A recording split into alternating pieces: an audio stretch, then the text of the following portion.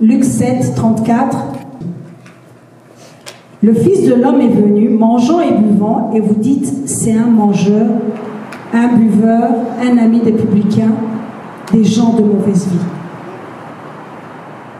Ici, moi, je vois qu'il y a deux choses. Ceux qui jugent Jésus et dit, juge-le par rapport à la relation de Jésus. Ils disent qu'il est l'ami des personnes de mauvaise vie. Mais Dieu est roi. Jésus-Christ est roi. Comment est-ce qu'un roi peut être ami de mauvaise vie? Cela nous montre une nouvelle dimension de Christ qui n'est pas comme les rois de ce monde, qui n'est pas comme les personnes qui sont élevées dans cette vie. Christ est venu pour les pécheurs. Christ est venu pour tout le monde. La parole de Dieu nous dit qu'il fait exception de personne. Alors, avoir un roi qui vient et qui est votre ami, quel honneur! Parce qu'en fréquentant un roi, je suis sûre que notre vie va changer. Peu importe comment nous sommes, mais devant un roi, il y a des choses que l'on ne peut plus faire. Il y a des langages que l'on ne peut plus faire. Parce que nous entrons dans une autre dimension. Est-ce que vous et moi, vous êtes d'accord? Les gens de ce monde, quand vous commencez à fréquenter la royauté, vous fréquentez des personnes qui sont élevées, je suppose que vous n'allez plus vous habiller n'importe comment. Je suppose que vous n'allez plus parler n'importe comment. Parce que cela va entacher la réputation de la personne que vous fréquentez. On dira que vous n'êtes pas digne. Alors, nous de même, en fréquentant Jésus-Christ, qui est venu vers nous, nous devons aussi changer dans notre manière de faire. Parce que ce roi-là, dans sa grandeur, dans sa majesté, et surtout dans sa sainteté, vient vers nous. Nous avons un devoir de pouvoir l'honorer, honorer cette relation, honorer ce qu'il vient pour nous. Car toute relation, on reçoit toujours quelque chose. Et nous aussi, nous devons donner quelque chose. Et sachez que nous n'avons pas choisi Jésus. C'est lui qui nous a choisis. Quel honneur que le roi de gloire, le Seigneur des seigneurs, vienne et nous choisisse.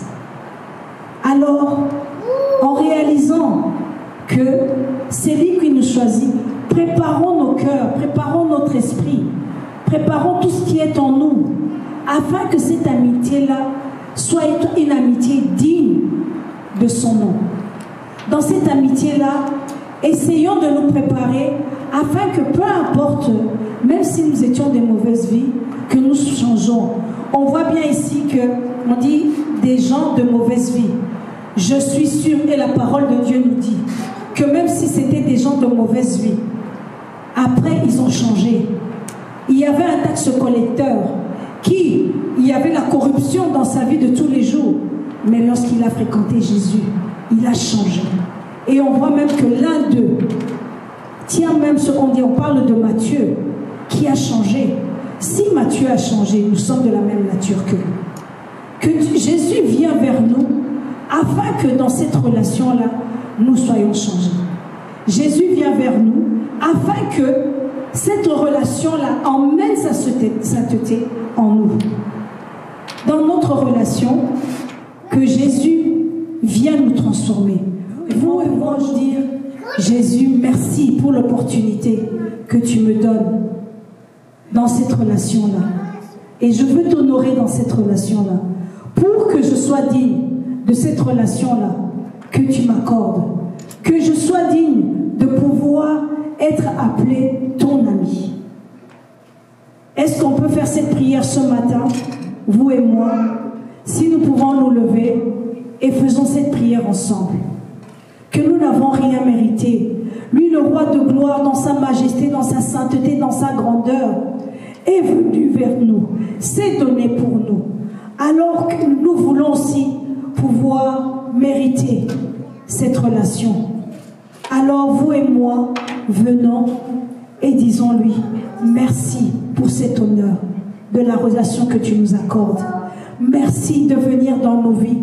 Mais de nous-mêmes, nous ne pouvons pas. Mais le sang qui a coulé à la croix, parce que même dans cette relation-là, il a fait couler son sang pour que ce sang-là puisse nous laver. Alors demandons que ce sang-là lave notre esprit, que ce sang-là lave notre cœur, que ce sang-là lave notre âme, afin que nous puissions venir vers lui, purifier, laver. Et que, en plus de ça, il nous a laissé son Saint-Esprit.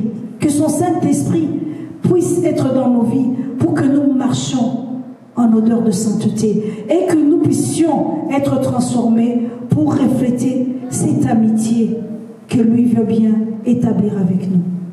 Seigneur, nous te remercions. Seigneur, nous te bénissons. Seigneur, nous te glorifions.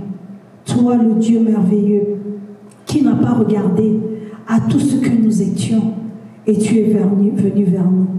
Dans ce monde, beaucoup de gens veulent aller vers les célébrités, ceux qui sont placés en rang plus élevé, ainsi de suite. Mais toi, tu es descendu vers nous. Seigneur, nous voulons te dire merci. Et tu veux créer cette relation avec nous. Ô Seigneur, nous disons nous voici. Nous te disons viens et mangeons ensemble. Oui Seigneur, oh Dieu, tu dis celui qui ouvre la porte, tu viendras et tu t'assiras et tu mangeras avec. Seigneur, nous voulons cette relation puisse être établie dans la vie de mon frère, de ma soeur et de moi-même. Seigneur, merci pour ton Saint-Esprit.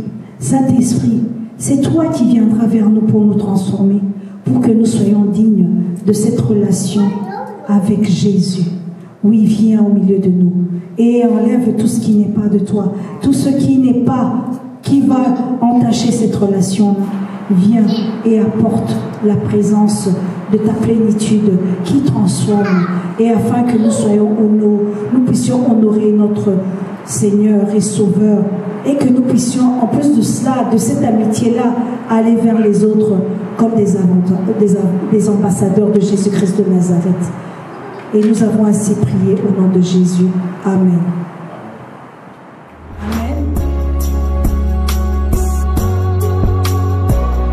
East Wind Ministries, seeking God.